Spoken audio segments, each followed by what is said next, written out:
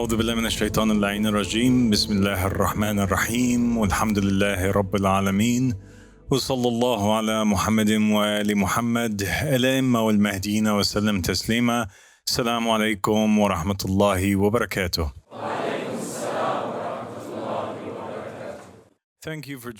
Merci de vous joindre à moi ce soir. Nous avons un sujet très important que je souhaite approfondir, surtout pour tous ceux qui nous regardent à travers le monde. Et il s'agit du sujet du Raja, le retour ou la réincarnation. Je pense que c'est extrêmement important, car jusqu'à aujourd'hui, les musulmans du monde entier persistent à affirmer que la réincarnation n'a rien à voir avec l'islam ni avec la religion abrahamique.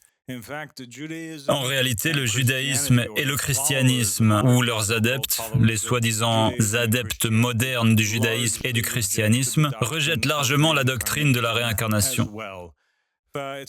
C'est ahurissant, car il existe des milliers, littéralement des milliers, de récits de Mohammed et de la famille de Mohammed, alayhimus salam, qui prouvent le contraire. Nous allons les examiner ce soir, du moins certains d'entre eux. Donc, nous commençons avec cette narration particulière, qui est une narration très dangereuse et qui provient de l'imam as-Sadiq alayhi salam qui a dit « Il n'est pas de nous celui qui n'affirme pas notre muta'a et ne croit pas en notre raja'a. » Ainsi, l'individu, la personne qui prétend être musulmane, qui prétend être un disciple de Mohammed sallallahu alayhi wa alayhi, ne peut prétendre être un disciple de Mohammed ou un membre de la religion islamique, à moins de croire en la doctrine de la réincarnation. Donc c'est un impératif. Tout comme il est impératif de croire en l'unicité de Dieu, tout comme il est impératif de croire à l'existence des anges, du paradis et de l'enfer, et que Mohammed est le prophète d'Allah, il est également impératif de croire à la doctrine du Raja, à la doctrine de la réincarnation. Voici ici un autre récit de l'imam as-Sadiq alayhi salam qui dit « Par Allah, les jours et les nuits ». Il jure. Et lorsque les imams des Ahl al-Bayt alayhimus salam jurent, sachez que c'est une grande affaire. Les jours et les nuits ne passeront pas avant qu'Allah subhanahu wa ta'ala ne ressuscite les morts, ne fasse mourir les vivants, ne rétablisse la vérité auprès de son peuple et n'établisse sa religion, celle qu'il a approuvée pour lui-même. Alors que dit-il? Il dit que le jour du jugement dernier n'arrivera pas. La terre continuera d'exister. Les jours et les nuits continueront de se succéder, car les jours et les nuits n'appartiennent pas à l'au-delà, ils appartiennent à ce monde. Donc jusqu'à ce que Dieu ramène dans ce monde ceux qui sont décédés auparavant. Le Raja dans le Coran, existe-t-il? Le Coran parle-t-il de réincarnation? Et oui, absolument. Il contient des dizaines et des dizaines et des dizaines de versets qui s'y rapportent. Mais nous n'en aborderons que quelques-uns. Il y a un récit concernant l'interprétation d'un verset particulier du Saint-Coran, tiré de la sourate Al-Anbiya. Et il a été interprété par l'imam al-Baqir et l'imam as-Sadiq alayhim salam. Et il s'agit du verset qui dit, Bismillah ar-Rahman ar-Rahim, « Il est défendu aux habitants d'une cité que nous avons fait périr de revenir. »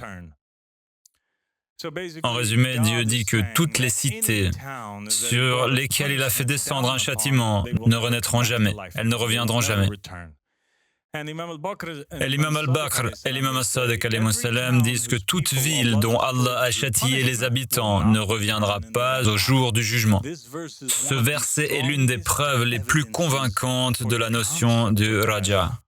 Ce sont leurs propos, car nul musulman ne nie que tous reviendront au jour de la résurrection, ceux qui ont péri comme ceux qui n'ont pas péri.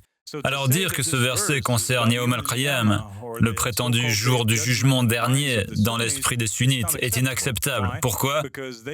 Parce qu'ils disent que tout le monde sera rassemblé au jour du jugement. Or, ce verset dit que toute ville que nous avons détruite ne reviendra pas. Alors de quoi parle-t-il? Où reviendront-ils? Ainsi, lorsque le verset dit qu'ils ne reviendront pas, il parle du raja'a, un retour avant la résurrection, et non du jour du jugement dernier lui-même. Quant au jour de la résurrection, ils reviendront tous jusqu'à leur entrée en enfer. Vous comprenez? Dans un autre récit, Abu Basir rapporte que l'imam al-Baqr alayhi salam lui a demandé: est-ce que le peuple irakien nie-t-il le raja? Ils sont en discussion. Il demande s'ils prétendent que c'est faux et si la réincarnation est fausse. Et il a répondu oui. Abu Basir a répondu oui. L'imam al-Baqr alayhi salam a dit: ne lisent-ils pas le Coran? Et le jour où nous rassemblons de chaque communauté une foule. L'imam Sadiq alayhi salam a demandé: que disent les gens à propos de ce verset? Et le jour où nous rassemblons de chaque communauté une foule ou un groupe. J'ai répondu: ils disent que cela fait référence au jour de la résurrection. Il, paix sur lui, dit: ce n'est pas comme ils disent. Ce verset fait référence au raja, le retour avant le jour du jugement ou le jour de la résurrection. Est-ce qu'Allah rassemblerait de chaque nation un seul groupe le jour de la résurrection et laisserait le reste derrière? Vous voyez, comme c'est clair. Le verset qui fait véritablement référence au jour du jugement est: nous les convoquerons tous sans en oublier un seul d'entre eux. Donc si ces deux versets parlaient tous deux du jour du jugement dernier, ils seraient en contradiction. Et Dieu nous protège de toute contradiction dans son livre.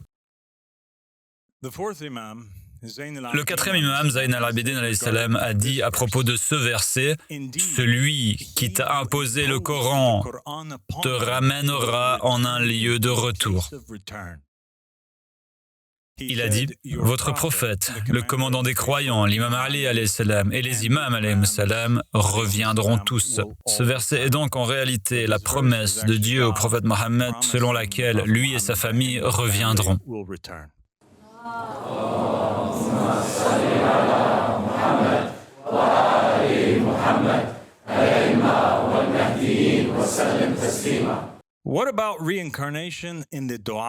Qu'en est-il de la réincarnation dans les douas, les invocations que les Ahl al-Bayt alayhi salam ont adressées aux gens? Dans certaines ziyarat ou invocations des Ahl al-Bayt alayhi salam, on retrouve cette phrase récurrente. Et c'est « je suis parmi ceux qui affirment vos vertus et reconnaissent votre retour ». Ainsi, les Ahl al-Bayt alayhi salam enseignaient à leurs fidèles, dans leurs invocations, à admettre et à confesser leur foi en la doctrine du raja ou de la réincarnation. Voici un extrait. Ici, il y a une ligne qui dit qu'Allah me garde toujours aussi longtemps et que je reste fidèle et qu'il me place parmi ceux qui suivent vos traces. Marchent sur votre chemin, sont guidés par vos conseils, sont rassemblés dans votre groupe et reviennent avec vous dans votre raja, votre retour. صلوا على محمد وآل محمد. اللهم صل على محمد وآل محمد الأئمة والمهديين وسلم تسليما. Et dans la ziyarat de l'imam al-Hussein alayhi salam, il est dit: je te demande d'être témoin. Ce qui signifie que je t'appelle Imam al-Hussein. Vous êtes donc censé lire cette demande lorsque vous allez rendre visite à l'imam al-Hussein alayhi salam. Il dit que vous êtes censé dire: je t'appelle, ô Imam al-Hussein, d'être témoin que j'ai foi en toi et que je suis certain de ton retour. Et dans une narration de l'imam Sadiq alayhi salam, il dit: quiconque invoque Allah pendant 40 matins avec ceci, qui est la doua d'Al-Ahd, la doua de l'alliance. Quiconque fait ces douas pendant 40 matins, il sera parmi les soutiens de notre Qa'im. Et s'il meurt avant l'apparition de Qa'im, Allah le fera sortir de sa tombe et pour chaque mot d'invocation, Allah enregistrera 1000 bonnes actions et effacera 1000 péchés. Ô Allah, si la mort que tu as décrétée comme inévitable pour tes serviteurs s'interpose entre lui et moi, alors ressuscite-moi de ma tombe, enveloppé dans mon linceul, mon épée dégainée, ma lance brandie, prête à répondre à l'appel lancé dans la ville et dans le désert, d'où qu'il m'appelle. Ils ont donc beaucoup parlé et nous avons brièvement démontré cela à partir du Coran, car il existe beaucoup d'autres versets et supplications qui traitent du concept de réincarnation ou de raja'. Mais qui reviendra précisément? Avons-nous un indice? L'imam Sadiq alayhi salam a dit dans un récit: la première personne pour laquelle la terre s'ouvrira et qui reviendra dans ce monde est Al-Hussein, fils de Ali alayhi salam. Il est donc le premier de ceux qui reviendront. L'imam Al-Hussein alayhi salam lui-même a dit: je serai le premier pour qui la terre s'ouvrira et j'émergerai lors d'un retour qui coïncidera avec le retour de Amir al-Mu'minin, Imam Ali ibn Abi Talib alayhi salam, et l'avènement de notre Qa'im. Nous avons donc ici un indice au moment du Qa'im. Quand le Qa'im apparaît, qui d'autre sera présent? L'imam Ali alayhi salam et l'imam al-Hussein alayhi salam. Ils apparaissent tous en même temps. Dans une autre narration, les imams ont dit: non, par Allah, ce monde ne prendra pas fin et ne passera pas avant que le messager d'Allah sallallahu alayhi wa alayhi et Amir al-Mu'minin Ali ibn Abi Talib alayhi salam ne se rencontrent à Al-Tawiyya et construisent une mosquée de 12 000 portes. Ainsi, nous avons maintenant l'imam al-Hussein, le Qa'im, l'imam Ali et le messager d'Allah, sallallahu alayhi wa alayhi, tous de retour. L'imam Sadiq alayhi salam a dit dans une autre narration, il a dit: le premier à revenir dans ce monde sera Al-Hussein, fils d'Ali, et il régnera jusqu'à ce que ses sourcils tombent de vieillesse. Nous avons ici un indice important. À son retour, l'imam al-Hussein alayhi salam reviendra en qualité de successeur, de dirigeant, non pas simplement pour faire une apparition, mais plutôt pour jouer un rôle actif dans la gouvernance de la nation islamique. Al-Mufaddal ibn Omar rapporte que l'imam Sadiq alayhi salam a dit: avec le Qa'im, 27 hommes surgiront des profondeurs de Koufa, 15 parmi les gens de Moussa alayhi salam, Moïse,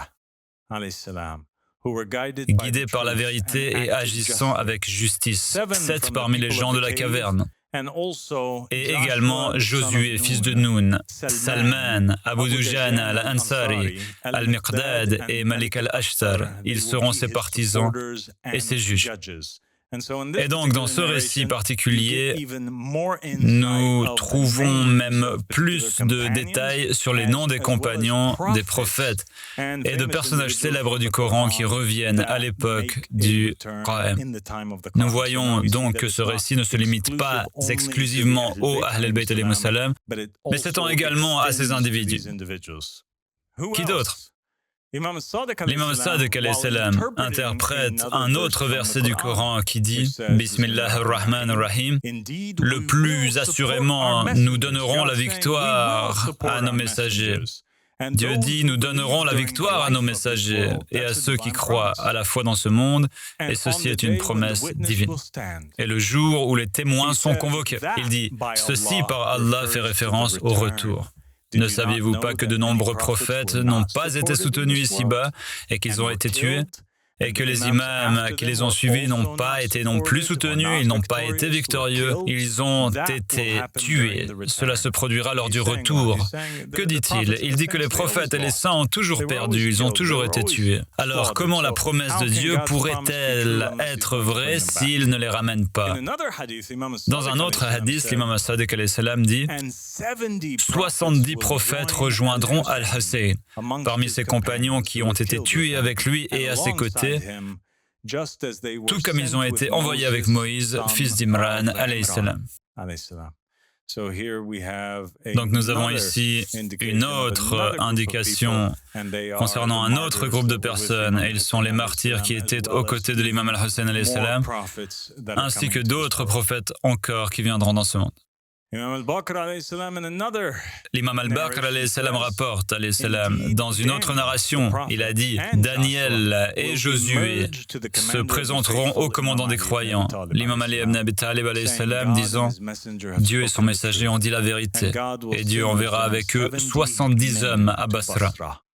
Cela se produira donc à un moment précis où ils auront une position particulière. Ces deux grands prophètes seront accompagnés de Amir al-Mu'minin alayhi salam et ils témoigneront. Al-Mufaddal ibn Omar a dit « J'ai entendu Abu Abdullah, l'imam as-Sadiq alayhi salam, dire « 13 femmes reviendront également avec le Qa'im ». Nous voyons donc maintenant que cela ne concerne pas uniquement les hommes, mais que de nombreuses femmes reviendront dans ce monde et se réincarneront, la réincarnation s'appliquant également à elles. Il a demandé « Que feront-elles » Il a dit « Elles soigneront les blessés, elles prendront soin des malades, comme elles l'ont fait avec le messager d'Allah sallallahu alayhi wa alayhi. » J'ai demandé « Nomme-les-moi » et il a dit « Al-Qanwa bint Rashid, Ayman, Hababa, Soumaya, Zubayda, Khalid, Saïd, Soubana et Khalid. Il s'agit évidemment de femmes illustres qui ont soutenu les imams, les saints, depuis l'époque de Moïse et de grandes personnalités depuis l'époque du prophète Mohammed sallallahu alayhi wa alayhi. Et dans un autre hadith, l'imam al-Baqir alayhi salam a dit, il a dit, c'est comme si je voyais Abdullah al-Amiri, coiffé d'un turban noir dont les deux extrémités pendent entre les épaules, gravir le flanc de la montagne devant notre Qa'im, issu de la famille du prophète, à la tête de 4000 hommes, scandant tous le takbir et revenant dans le raja. Et il dit, j'ai des visions du futur, je vous dis que des compagnons de mon époque vont se réincarner avec le Qa'im, guidant 4000 autres personnes qui toutes étaient revenues.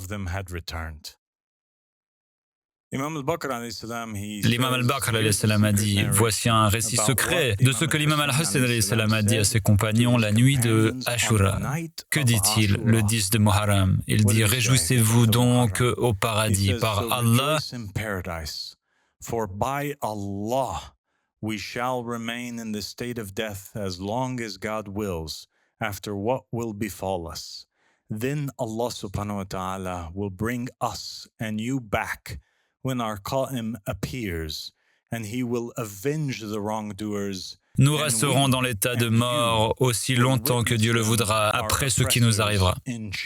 Puis Allah nous ramènera, nous et vous, lorsque notre Qa'im apparaîtra et il vengera les injustes, et nous et vous les verrons, nos oppresseurs enchaînés et entravés, subir toutes sortes de tourments et de châtiments. L'imam Ali ibn Abi Talib alayhi salam a dit « Allah ressuscitera assurément de Adam jusqu'à Mohammed sallallahu alayhi wa alayhi chaque prophète envoyé.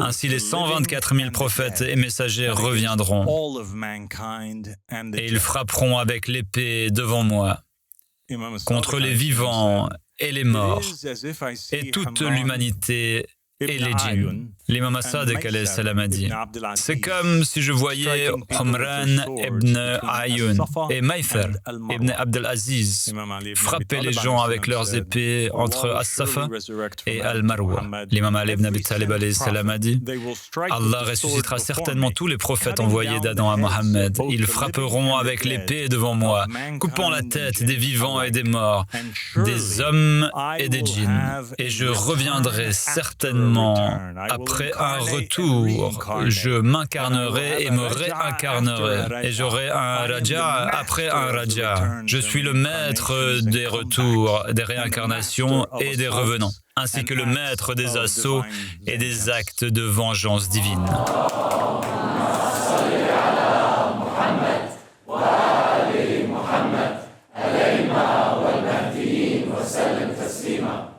L'imam as-Sadiq alayhi salam a dit « J'ai imploré Allah subhanahu wa ta'ala pour Ismaïl, car il avait un fils nommé Ismaïl. Les chiites pensaient qu'il lui succéderait, mais il est mort de son vivant. L'imam Sadiq alayhi salam a donc dit « J'ai imploré Allah subhanahu wa ta'ala pour Ismaïl, mon fils, de le maintenir en vie après moi, mais Dieu a refusé. Il m'a cependant accordé une autre position pour lui. Il sera parmi les premiers à être ramené au Raja'a, avec 10 de ses compagnons. Et parmi eux se trouve Abdullah, qui portera sa bannière. » Al-Mufaddal ibn Omar a dit « Nous parlions du Qa'im et de nos compagnons décédés qui l'attendent. » Abu Abdullah alayhi salam a dit « Lorsque le Qa'im se soulèvera, on s'adressera aux croyants dans sa tombe. Ô toi, ton maître est apparu. Si tu le souhaites, rejoins-le. Et si tu souhaites demeurer dans l'honneur de ton Seigneur, alors demeure ici. » Nous voyons donc maintenant qu'il ne s'agit pas seulement des saints, des prophètes et des messagers, ni des Ahl al-Bayt alayhimus salam, mais aussi des croyants. À chaque époque, les vrais croyants auront l'occasion de revenir en ce monde. Alors les gens reviennent-ils toujours ou s'agit-il d'un événement ponctuel? Regardons. Se réincarne-t-il toujours ou est-ce seulement au temps de Qa'im? Al-Mufaddal ibn Omar a dit « Nous sommes entrés un jour chez Abu Abdullah, l'imam Sadiq alayhi salam, alors que nous étions 12 hommes. Il y avait 12 hommes debout autour, comme les 12 disciples de Jésus. Ils étaient assis autour de l'imam Sadiq. Abu Abdullah commença à nous saluer individuellement, nous appelant chacun par le nom d'un prophète. Il dit à l'un « Assalamu alayka ya Nuh, Noé, que la paix soit sur toi, ô Noé. » Et à l'autre « Que la paix soit sur toi, ô Abraham. »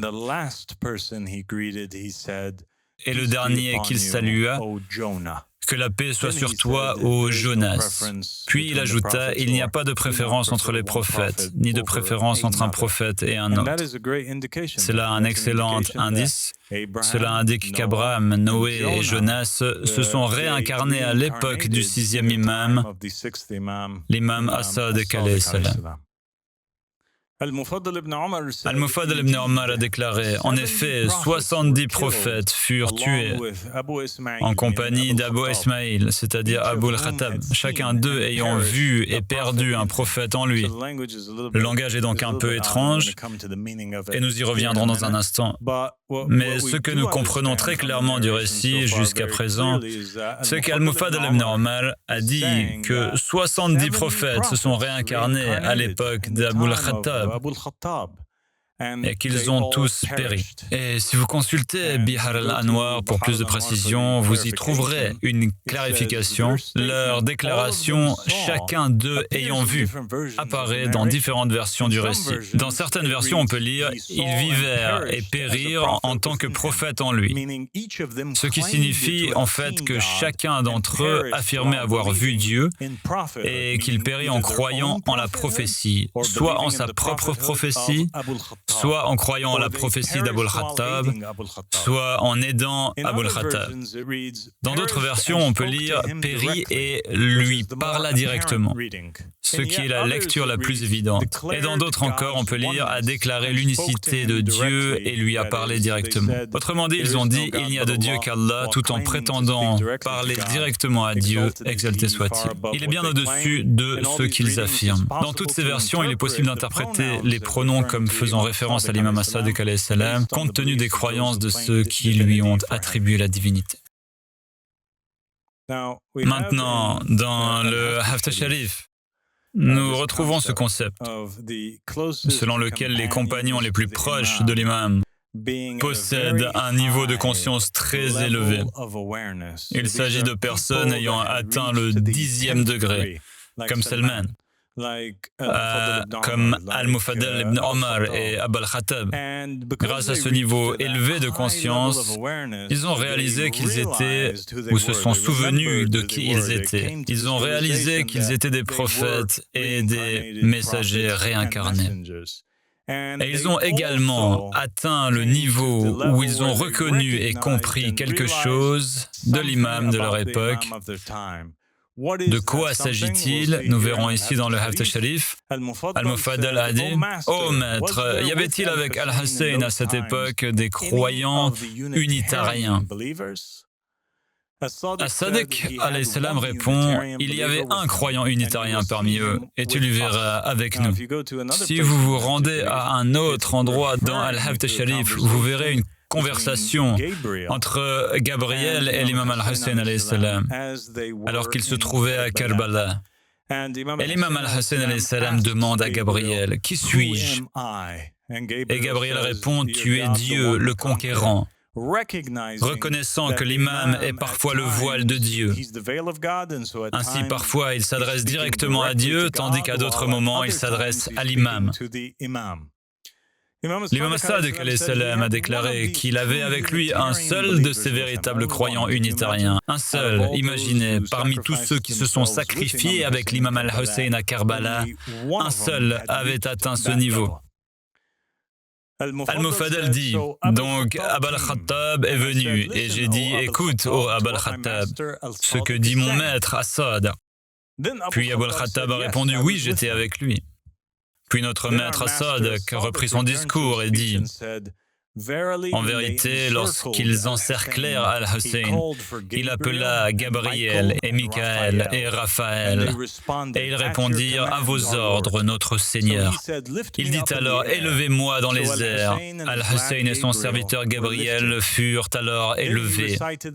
Puis il récita les paroles d'Allah « Ils n'y croiront pas tant qu'ils n'auront pas vu le châtiment douloureux ». Puis il les prit, la prise d'un être capable et cher. Al-Mufaddal ibn Omar dit « Ô maître, les compagnons de l'imam al-Hussein ont-ils vu Gabriel ?» L'imam as-Sadiq alayhi salam répondit « Oui, et ils virent Michaël et Raphaël, et je les vois et vous les voyez. » Al-Mufaddal dit « Ô maître, je vois Gabriel, Raphaël et Michaël ?» Il répondit « Oui. » Je dis « Ô maître, sous une ou plusieurs formes. » Il, que la paix soit sur lui, dit « Plutôt à notre image. » Al-Mufaddal a dit « Ô maître, quand ai-je vu Gabriel ?» Il a répondu « Tu l'as vu aujourd'hui. » Al-Mufaddal demanda « Où ?» Il répondit « Dans cette même maison. » Je demandai à quelle heure. L'imam as-Sadiq alayhi salam répondit « À cette heure même. Aimerais-tu que Gabriel te parle ?» J'ai répondu « Par Allah, je le veux. » Il a dit « Oh Abul Khattab, es-tu Gabriel ?» Abul Khattab répondit « Par Allah, je suis Gabriel.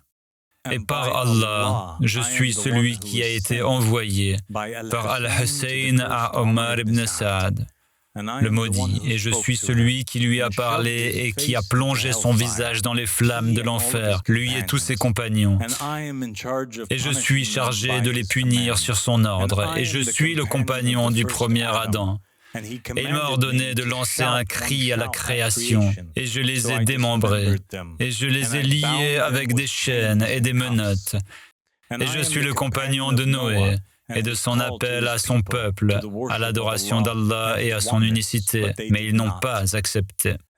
Alors je les ai séparés avec le déluge, et je suis le compagnon d'Abraham quand ils l'ont rejeté et jeté dans le feu, et moi, par Allah, j'étais avec lui, et aucune chaleur du feu ne m'a touché, ni lui, et je suis le compagnon de Daniel et de l'arche de l'Alliance et des parchemins, et moi, par Allah, je l'ai écrit de ma propre main et de ma propre écriture, et je n'ai jamais douté et je ne doute jamais de sa divinité.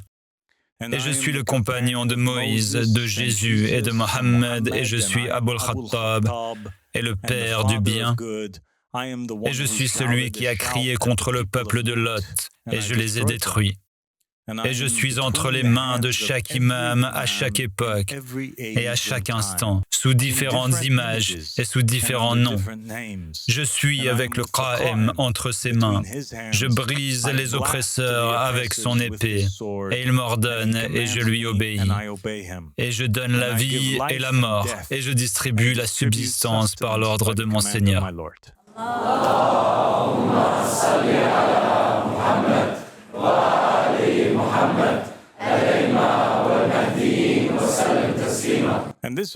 Et cela ouvre à une toute nouvelle question, un nouveau chapitre, et c'est cette idée que désormais, ce ne sont plus seulement les prophètes, les messagers, les justes, les martyrs et les saints, mais aussi les anges qui s'incarnent et apparaissent sous forme humaine.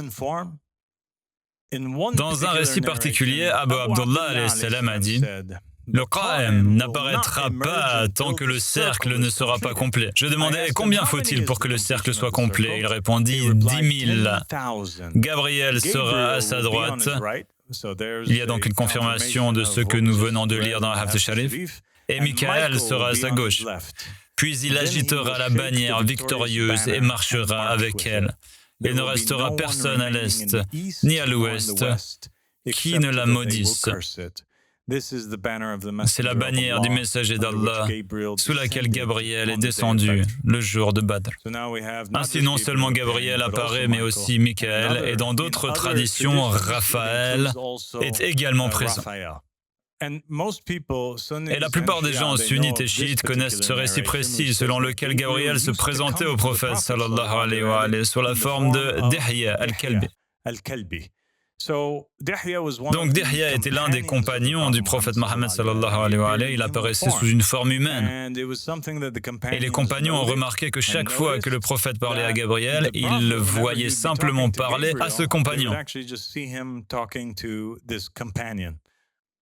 Et ce n'est pas vraiment un mystère, car le Saint-Coran dit: si nous avions fait du messager un ange, nous l'aurions certainement fait apparaître sous la forme d'un homme. Et nous les aurions certainement confondus, comme ils le sont déjà confus. Que signifie ce passage? Ce que cela signifie est que si Dieu envoyait un ange parler aux gens sur la terre, il les enverrait sous la forme d'êtres humains, semblables à tous les autres, et les gens ne le sauraient pas.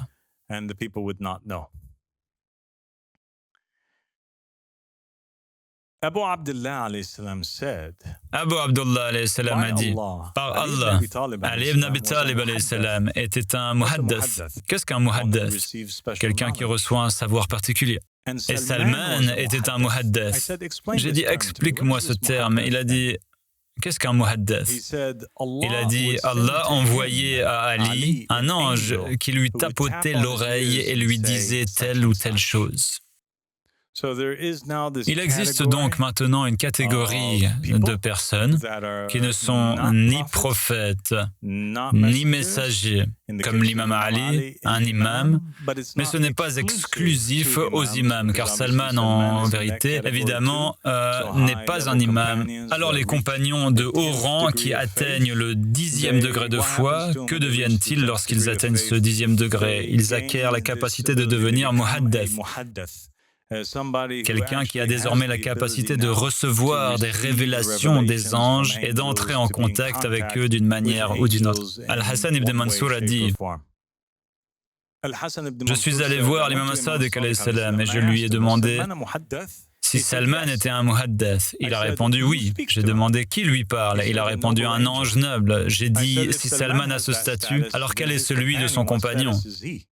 Il n'arrive donc pas à comprendre. De quoi parles-tu? Alors, si Salman est un muhaddath et qu'il parle aux anges, alors qu'est-ce que l'imam Ali alayhi salam?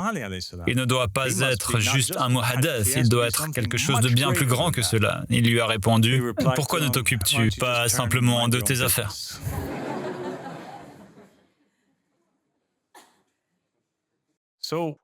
Alors, qu'est-ce que l'imam dans le Raja? Un des compagnons a dit: j'ai interrogé Abu Abdullah à propos du verset « Voilà notre don, distribue-le ou retiens-le sans avoir à en rendre compte ». Il a dit: il a accordé à Salomon, le prophète Salomon, un royaume puissant. Puis ce verset fut appliqué au messager Mohammed sallallahu alayhi wa sallam, afin que le messager Mohammed puisse donner ce qu'il veut à qui il veut et qu'il puisse également refuser à qui il veut. Et Allah lui a donné plus qu'à Salomon. À cause de ce verset, quoi que le messager vous donne, prenez-le, et quoi qu'il vous interdise, abstenez-vous-en. Nous devons donc prendre notre temps un instant et il faut méditer sur les mots et les analyser attentivement. Alors qu'est-ce qu'il dit? Il dit que lorsque Dieu a donné un royaume à Salomon, Dieu a dit à Salomon que ce royaume, je te donne toute cette autorité, tout ce pouvoir, tous ces gens, tous ces biens, toutes ces richesses. C'est notre cadeau pour toi, Salomon. Tu peux donner de ces dons et argent et biens et animaux et tout cela, tu peux le donner à qui tu veux. Et tu peux aussi l'interdire ou le retenir de qui tu veux. Et personne ne peut te traiter d'injuste. Pourquoi? Parce que tout cela t'appartient. C'est notre cadeau. Tu peux le faire et tu ne seras jamais jugé, car je te l'ai donné. N'est-ce pas incroyable? Et il dit ensuite que ce pouvoir, cette capacité, a été donné au prophète Mohammed sallallahu alayhi wa alayhi. Et qu'Allah a donné à Mohammed encore plus que ce qu'il a donné à Salomon. Et cela concorde parfaitement avec le hadith que nous avons vu hier, lors de la conférence d'hier. Pourquoi? Parce que Dieu a donné à Mohammed le verset suivant, qui dit « Prenez tout ce que le messager vous donne et abstenez-vous de tout ce qu'il vous interdit. » Alors, qu'est-ce que cela signifie? L'imam as-Sadiq alayhi salam a dit, je l'ai entendu dire, Allah a discipliné son messager en le perfectionnant à sa manière.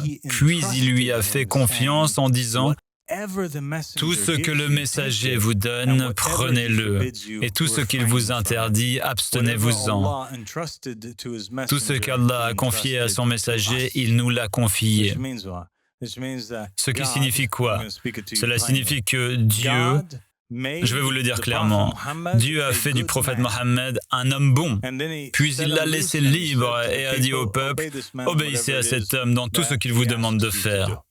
Il ne lui a pas donné une série de commandements comme il l'a fait pour Moïse. Il a simplement dit aux gens, suivez Mohammed dans tout ce qu'il vous dit. Et tout ce qu'il donna à Mohammed, il le donna aussi aux imams des Ahl al-Bayt. L'un des compagnons rendit visite à l'imam as-Sadiq alayhi salam et l'entendit dire, en vérité Allah, exalté soit-il, a discipliné son prophète par son amour. Et en vérité, tu es d'une grande moralité. Ainsi, Dieu a forgé la moralité et les manières de Mohammed.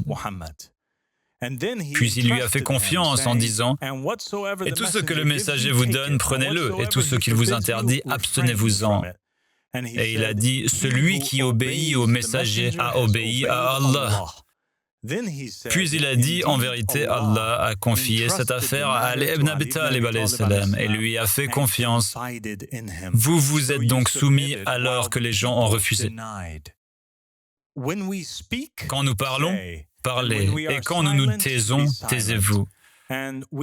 Nous sommes entre vous et Allah, il n'y a aucun bien à désobéir à notre affaire. Voilà un hadith vraiment incroyable, vraiment incroyable. Regardons-le, lisons-le ensemble. Abu Ja'far alayhi salam a dit, le messager d'Allah sallallahu alayhi wa alayhi a fixé le prix du sang pour l'œil, le prix du sang pour l'âme. Il a interdit le vin et les intoxicants. Quelqu'un lui a demandé, le messager a-t-il fait cela sans qu'une révélation ne lui soit faite? Il a répondu oui, pour que les gens sachent qui obéit au messager et qui lui désobéit. Vous comprenez ce qui est dit ici? Ce qui est dit, c'est que la diyya, le prix du sang, quand on tue quelqu'un, quand on lui fait du mal, tous ces jugements auxquels les gens se plient en pensant qu'ils viennent de Dieu, ils ne viennent pas de Dieu, ils viennent simplement de Mohammed. Et en réalité, Dieu lui-même n'a jamais interdit le vin, ni aucun intoxicant. Il n'a jamais révélé de verset, n'a jamais donné de commandement déclarant le vin et tout intoxicant haram. Qui l'a fait? Eh bien, nous l'avons ici par les paroles des Ahl al-Bayt alayhimu salam, eux-mêmes, les enfants de Mohammed, qui le révèlent. Ils ont dit, quand on leur a demandé, le messager a-t-il fait cela sans même que cela lui soit révélé? L'a-t-il fait de lui-même? Il l'a simplement décidé? Ils ont dit oui, afin que les gens connaissent la puissance et la grandeur du prophète Mohammed sallallahu alayhi wa alayhi, et qu'ils sachent qui obéit au messager et qui n'y obéit pas. Donc en conclusion, nous savons qui est l'imam dans le Raja, dans le retour. Il est l'héritier des prophètes, des messagers. C'est lui qui reçoit un royaume plus grand que Salomon. Et il possède l'autorité qui a été donnée au prophète Mohammed sallallahu alayhi wa alayhi et à ses successeurs d'accorder quoi que ce soit à qui que ce soit sans jamais en être tenu responsable, et d'interdire quoi que ce soit à qui que ce soit sans jamais en être tenu responsable. Toute la question, toute la planète entière et la religion dans son ensemble, qui n'ont pas été données à Salomon, ont été données uniquement à Mohammed et à ses successeurs. Ceci est entre ses mains et il reviendra donc avec une nouvelle religion, un nouveau livre, une nouvelle jurisprudence, une nouvelle doctrine qui pèsera lourdement sur les mécréants, mais qui sera douce comme du miel pour tous ceux qui seront revenus. Que Dieu vous bénisse et assalamu alaikum wa rahmatullahi wa barakatuh.